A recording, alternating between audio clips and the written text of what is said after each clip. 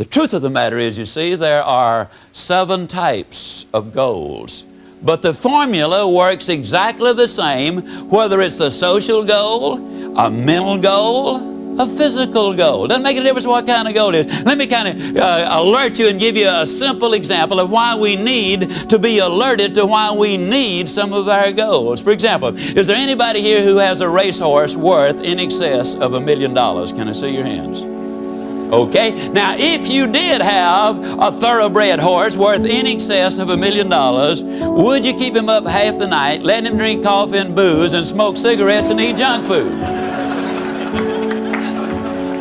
Now chances are you'd say, Ziglar, that's crazy. Of course not. How about a $10 dog? Would you treat him that way?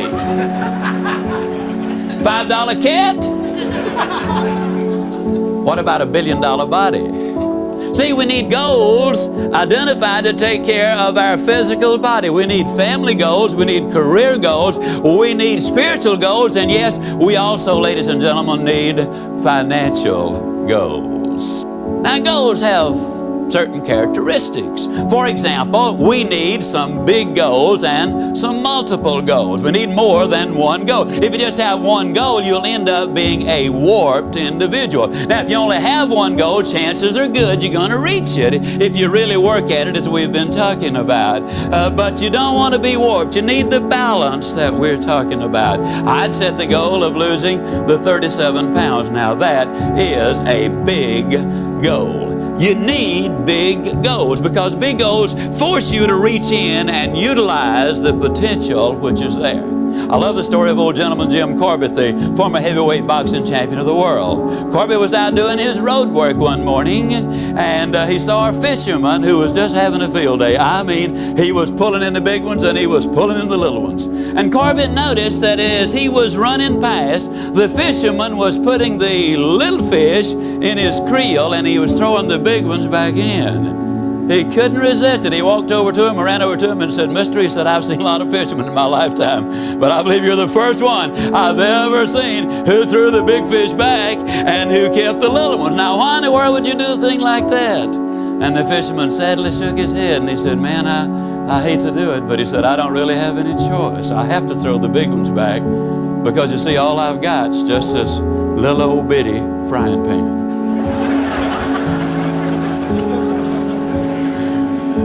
Now, before you laugh too broadly, let me point out he's talking to you and about you. And he's talking about me. So many times we get the big goal, the big idea, the big dream, something that would make a big difference not only in our lives but other lives. And no sooner do we get this big goal and we say, oh no, Lord, don't give me such a big one. All I got's just this little old bitty frying pan. Give me a little one, just a little one. Don't make me stretch. Besides, you know, if the goal was any good, if the idea was any good, somebody else would already have thought about it. Just give me a little one. Folks, you got to have some big goals in life because it's the big goals which really make you reach in and use the resources which are at your disposal. And the resources you have are awesome. Emerson was absolutely right when he said what lies behind us and what lies in front of us pales in significance when compared to what lies within us. You've got within you the capacity to reach some of those big goals. Now you need to follow the steps we're talking about because that makes them sensible and sound and logical. But we need some dreams. We need some big goals. One of my goals was to lose 37 pounds because I was sick and tired of being sick and tired, in a nutshell. Now, one of the toughest things I've ever done in my life was to discipline myself to get on that exercise program requiring the jogging and requiring the dieting. Up until then, you see, my idea of exercise had been simply to fill the tub, take a bath, pull the plug, and fight the current. I mean, you know, that was it. And any way you cut it, folks, that really is not much of an exercise program. And I finally got on it, and I went to work to lose that weight. Now, it took 10 months. That was a big goal. It was a goal which made a definite difference in my life. Writing the book was a big goal. It made a definite difference in my life. Now, you got to have some long-range goals as well, ladies and gentlemen. Now, I don't want to be negative. Matter of fact, I'll be like the little boy who came home from school one day and said, Dad, I'm afraid I flunked the arithmetic test. His dad said, son, that's negative. Be positive. He said, Dad, I'm positive I flunked the arithmetic test. Now, I'm absolutely positive, folks, that you're going to have some difficulties in your life. In front of you, ladies and gentlemen, there is trouble. Some friends of yours are going to disappoint you.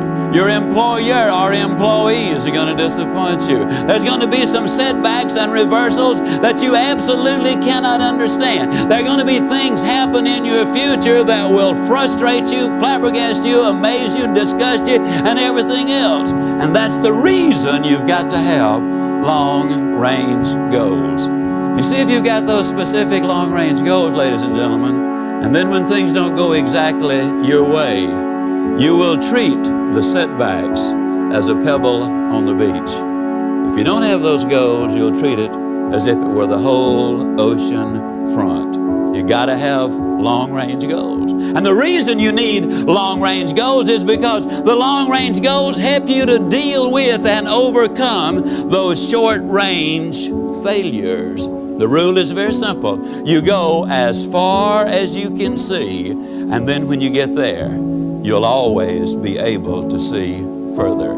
I set my goal to lose 37 pounds in 10 months. That was my objective. And as I looked at it, 37 pounds in 10 months, I knew in my own mind that I could reach that goal of losing 37 pounds in the 10 months. But we got to break things down. Like when I get aboard that aircraft in Dallas going to Atlanta, you see, for the first 20 minutes we'll be headed straight towards Atlanta. But after 20 minutes, we'll no longer be going to Atlanta. Don't know where we'll be going, but it won't be Atlanta, Georgia. Because the direction of the wind will change. The velocity will change. The gravitational pull of the earth, the sun, the moon, and the stars will all blow that airplane off the course. And so the captain of the aircraft will turn the aircraft around, fly back to Dallas, land, and start over.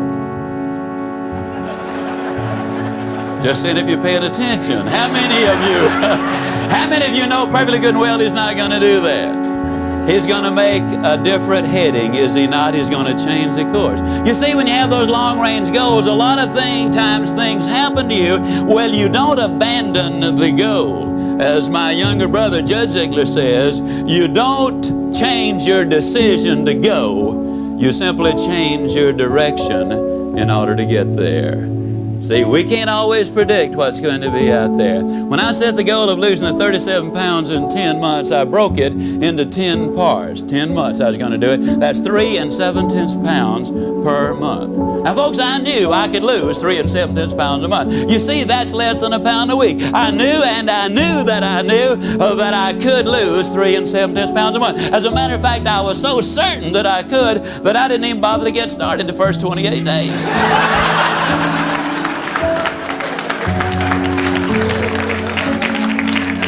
How many of you know exactly what I'm talking about? I mean, listen, man, the contest is 6 months. Why get all exercised about it the first week? Or, but Mom, school just started. We've got 9 more months. Why should I knuckle down and study now? Or look, I've got all week to get the correspondence out, boss man or boss lady. Why should I hustle so hard today? But you know, time marches on. 28 days, and then I realized what was happening. I was raised in a little town of Yazoo City, Mississippi. Now, I know that a lot of folks go around the country trying to impress people by claiming to be from Yazoo City. But I really am. Now, when I was a boy, during the Depression, we lived next door to some rich folks. I knew they were rich for 2 reasons. Number 1, they had a cook. Number 2, the cook had something to cook. And during the Depression, that was a sure sign of wealth. I was over there for lunch one day, as I tried to be every day. And now don't misunderstand that. Even though there was a depression on, we certainly had plenty to eat at my house. I know we had plenty because if they ever passed my place for seconds, they'd always tell me, no, you've had plenty. So I know we had plenty. Now the cook brought the biscuits out, and this is not an exaggeration. Those biscuits were not as thick as my wrist was. And I looked at her for a moment. I said, Maud, what in the world happened to your biscuits? She reared back, gave a big old tummy laugh, and said, well, I'll tell you about those biscuits. She said they squatted to rise. But she said they just got cooked in the squat. You know anybody that's getting cooked in the squad?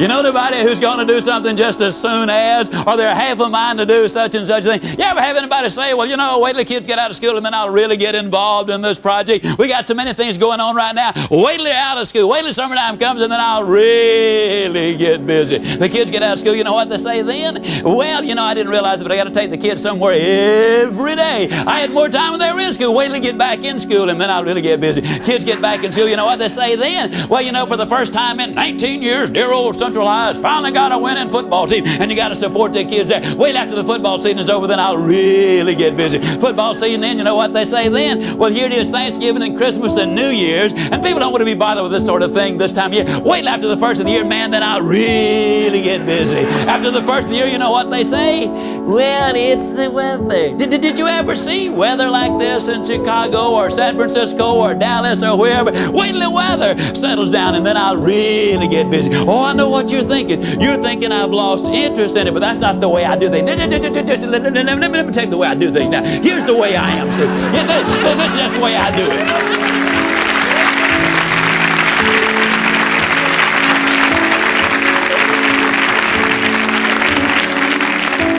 The way I do things is I get everything organized. I get it lined up. I have everything in just such and such order. And then, man, once I get it all put together, that's when I really get after it. I mean, that's just the way. I've always been that way. Do things that way. I know some of these other folks are ahead of me right now, but you just wait. I'll catch them. But this weather, it is just so horrible. Wait till it clears up. And the weather clears up, you know what they say then? Well, here it is. It's Easter time. And Easter time, you know, that's a family time. And we always spend a lot of time together. And you said so yourself. The family is extremely important to you. You do the work for the family, and if you can't spend some time with them, you might as well not do all of the work. I mean, wait till after Easter's over, then I'll really get busy. And then after Easter, you know what they say?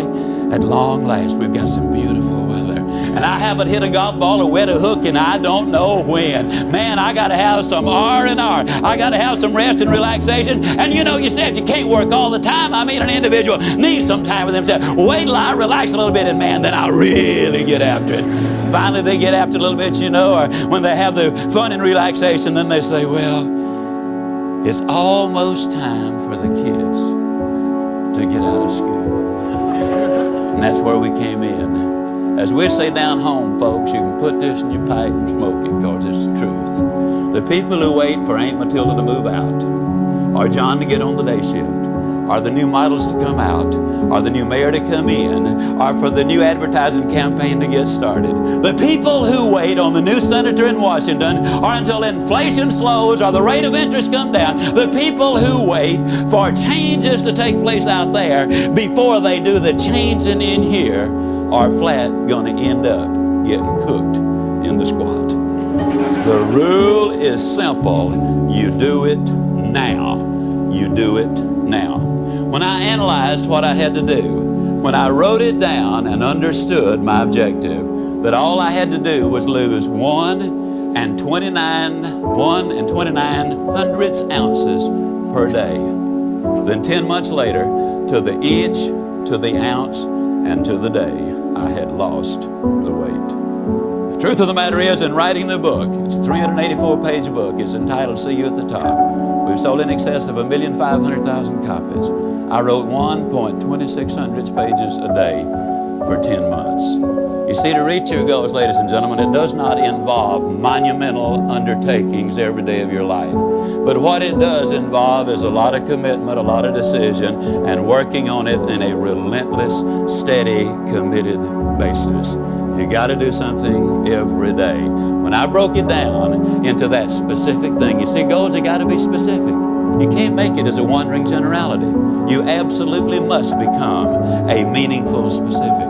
You can take the hottest day the world has ever seen. Take the most powerful magnifying glass you can buy in any store and hold that magnifying glass over a pile of newspaper clippings on that hottest day, and you'll never start a fire if you keep the glass moving. But the moment you hold that glass still, harness the power of the sun, multiply it through the glass, and boom, you got a fire. You got to have specific goals. My goal was specific. Write the book by July 4th. Lose the weight at the same time. To the inch, to the ounce, and to the day. It all came to pass.